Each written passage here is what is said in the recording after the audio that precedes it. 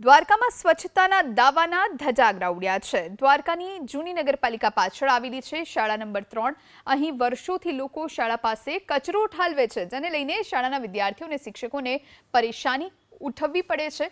અનેક વખત દ્વારકા પાલિકાને રજૂઆત કરવામાં આવી, પણ કોઈ પરિણામ ન આવ્યું। આખરે આજે શાળાના વિદ્યાર્થીઓ, શિક્ષકો અને વાલીઓ રેલી કાઢી દ્વારકા પાલિકા કચેરીએ પહોંચ્યા અને ચીફ ઓફિસરને 1 કલાક સુધી ઉગ્ર રજૂઆત કરી। ચીફ ઓફિસરે તુરંત કચરો હટાવવાની વાત તો કહી, સાથોસાથ કચરો ફેંકનારાઓને શોધી તેમના નળ કનેક્શન કાપી નાખવાની પણ સૂચના આપતા મામલો થાળે પડ્યો।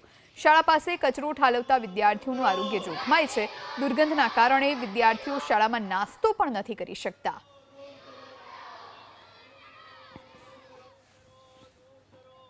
અમારી શાળાની આસપાસ કાયમી કચરો છે એ ઠલવાય છે અને આ પ્રશ્ન છે એનો ઉકેલ માટે અમે વારંવાર નગરપાલિકામાં રજૂઆત કરેલી છે, તેમ છતાં પણ કોઈ પણ જાતનો નક્કર ઉકેલ આવેલ નથી। એટલે આજે અમે અમારી આસપાસના વિસ્તારના નગરજનો અને વાલીઓ અને બાળકોને લઈને સાહેબની સામે રજૂઆત કરાવી કે આ પ્રશ્નનો તમે કાયમી ઉકેલ લાવો। જે ગંદકી છે એ સફાઈ માટે થઈને હું પાલિકાને અરજ કરું છું કે આ ગંદકી દરરોજના માટે સાફ કરી દો।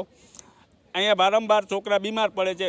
નિશાળમાં જમવાનું સારું આપે છે, પણ સાહેબ છોકરાઓને રોકે છે તો જમી નથી શકતા છોકરા આ ગંદકીના હિસાબે। આજે જે રજૂઆત જે કરવા આવેલા એ અનુસંધાને અમે અમારા સ્ટાફને તાત્કાલિક અસરથી ત્યાં ગંદકીનો જે પ્રશ્ન છે તેનો કાયમી ઉકેલ લાવી શકીએ કે લાવીએ એવા અમે કડક સૂચના પણ આપેલી છે।